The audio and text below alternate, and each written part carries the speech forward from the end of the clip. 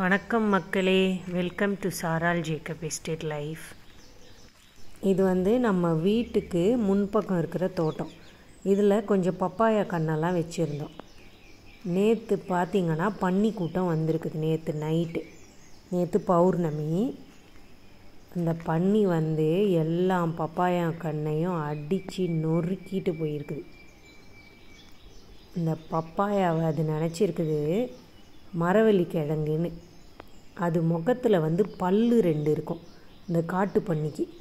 அதை வச்சு மண்ணெல்லாம் எப்படி உழுது தோண்டி பார்த்துருக்குது பாருங்கள், கிழங்கு இருக்குதானே.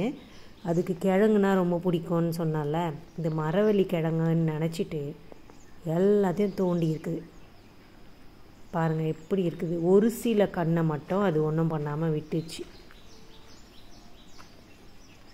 எல்லாம் நாசமாக போச்சு, அடித்து பிச்சு போட்டுட்டு போயிருக்குது.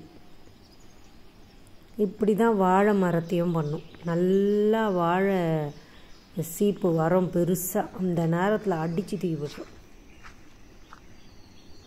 எப்படி முறுக்கி உடச்சி வச்சுருக்கேன்.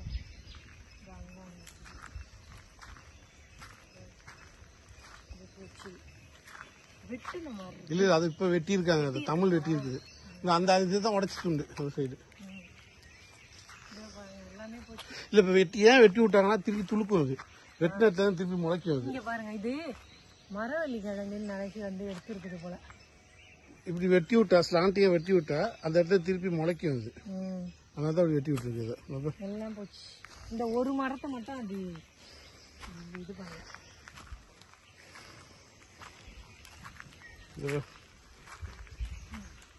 நல்லதான் அடிச்சு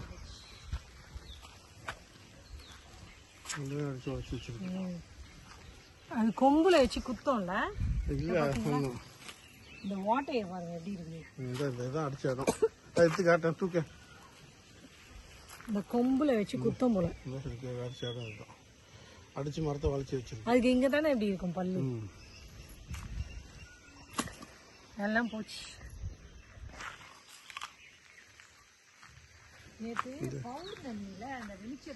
இந்த மரத்தை விட்டு போயிடுச்சு. இதை விட்டு போயிடுச்சு. இந்த மரம் இந்த அங்கே அந்த 3 இருக்கு, அதை விட்டு போயிருக்கு. எப்பவுமே ராக்ஸி குலைக்கும். நைட்டில் பன்னி வந்துச்சுன்னா பயங்கரமாக குலைக்கும். அந்த சத்தம் கேட்டால் நாங்கள் வெளியே போயிட்டு டார்ச் அடித்து பார்ப்போம். ஆனால் அது கண்ணுக்கு தெரியாது அவ்வளோவா. பன்னி வருது எப்படி அது மறைஞ்சு போகும்னே தெரியாது. இப்படி தான் நாசம் பண்ண. நம்ம வேலி போட்டாலும் அது எப்படியாவது கிழிச்சிட்டு தான் வரும். என்ன பண்ணுறது, எல்லாம் போச்சு. இப்போது வீட்டு தோட்டத்தில் பீன்ஸ் பார்த்திங்கன்னா நல்லா வந்திருக்குது செழிப்பாக. நம்ம போட்டதுக்கு இது முதல் 2வது அறுவடை எடுக்க போகிறோம். ரொம்ப நல்லா இருக்குது. பிஞ்சாக இருக்கும் போது எடுத்து சமைச்சோன்னா சூப்பராக இருக்கும். கொஞ்ச நாள் எப்போவுமே ஃப்ரெஷ்ஷாக இருக்கும். 4-5 அறுவடைக்கு அப்புறம் பார்த்திங்கன்னா பூச்சி கரட்டான் கடிக்கும், அதெல்லாம் வந்துடும். நான் போய் கொஞ்சம் இப்போ அறுவடை செய்கிறேன். நம்ம வீட்டு தோட்டத்தில் பார்த்திங்கன்னா பீன்ஸ் இருக்குது, காலிஃப்ளவர் இருக்குது, கீரை இருக்குது, எல்லாம் ஓரளவுக்கு காய்கறி போட்டிருப்போம். அப்போல்லாம் பன்னி வராது. எப்போ கிழங்கு வெரைட்டி போடுறோமோ அப்போது எப்படி தான் அதுக்கு தெரியுமோ, ஸ்மெல் வச்சு வரும் போல் வந்துடும். ஒரு வாட்டி மரவள்ளி கிழங்கு நம்ம வீட்டு தோட்டத்தில் நிறைய போட்டிருந்தோம். ரொம்ப நல்லா செழிப்பாக வளர்ந்துருந்துச்சு. நாங்கள் அறுவடை செய்ய ஒரு 2 நாள் தான் இருந்துச்சு. சரி நம்ம எடுக்கலான்னு முடிவு பண்ணிகிட்டே இருந்தோம். அடுத்த நாள் காலையில் பார்க்குறோம், ஃபுல்லாக உழுது போட்ட மாதிரி இருக்குது. ஒரு கிழங்கு இல்லை.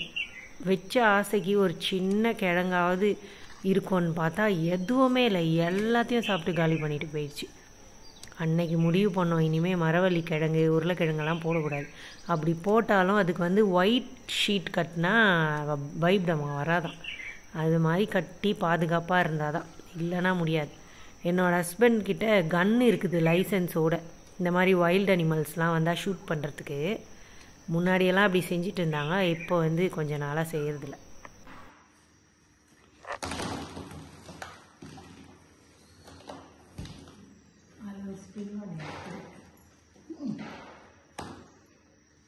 நம்ம போட்ட பீன்ஸ் தோட்டம், நம்ம வீட்டு தோட்டத்து பீன்ஸ் எவ்வளோ நல்லா அழகாக இல்லை. நல்லா பிஞ்சு காய், மருந்தெல்லாம் இல்லாம உரத்துல மட்டும் போட்டு நல்லா வளர்ந்தது. ஆனா இந்த 2-3 புழு வந்துருச்சு. ஆமா, இங்க மருந்து அடிச்சா புழு வராது, மருந்து அடிக்காம இருந்தா அப்படி புழு கட்டாயம் அடிக்க தான் செய்யாது. இது ஆமா, புழு வந்து கட்டாயம் அடிக்க தான் செய்யாது. இந்த மாதிரி ஆரம்பிக்கும் இப்போ. ஆமா, இப்ப ஸ்டார்டிங்ல கொஞ்சம் கம்மியா இருக்கும், போக போக ஜாஸ்தி ஆகும். ரொம்ப வந்துடும். இப்பதான் அந்த காயெல்லாம் வர்றது புழுக்கு தெரிஞ்சு மெது மெதுவாக வருவாங்க. இப்பதான் பூச்சிக்கு புழு பூச்சி ரெண்டும்.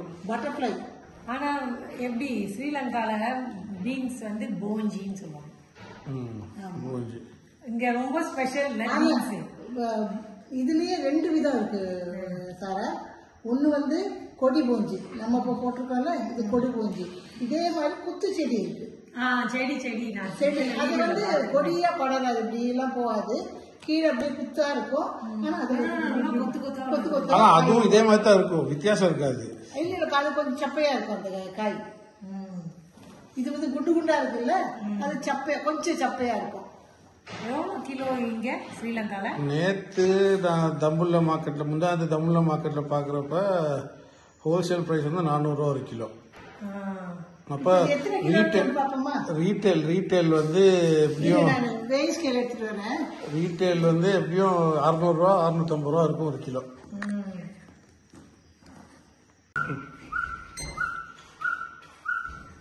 அது வச்சு 0 பண்ணாது, 0. Right, okay. குயில் கத்திட்டு இருக்குது.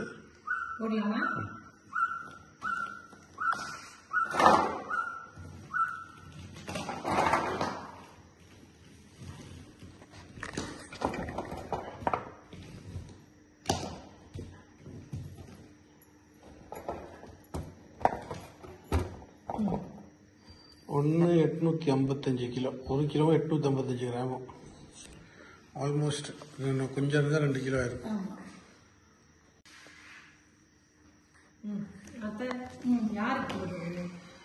தமிழுக்கு கொடுத்துடுமா, அவர் நிறைய ஹெல்ப் பண்றாரு தானே. மரம்லாம் ஏறி பப்பாளி பறிக்கிறது, மஞ்சப்பழம் பறிக்கிறது எல்லாம் செய்யறாரு தானே. அவருக்கு ஒரு பங்கு கொடுத்துரு. இந்த ஏலகண்ணிக்கு ஒரு பங்கு கொடுத்துரு.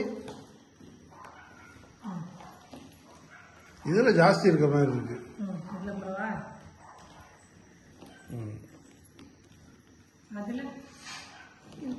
இது போதும். ஸ்ப்ரிங் ஆனியன் ஒன்று. இன்றைக்கி வீடியோ அவ்வளோதான் மக்களே. இந்த வீடியோ உங்களுக்கு பிடிச்சிருந்தா சேனலை சப்ஸ்கிரைப் பண்ணிக்கோங்க. நாளைக்கு ஒரு நல்ல வீடியோவோட மறுபடியும் உங்களை பார்க்குறேன். எனக்கு சப்போர்ட் பண்ணி கமெண்ட் பண்ணுற எல்லாருக்கும் ரொம்ப ரொம்ப நன்றி. Thank you so much. பாய்.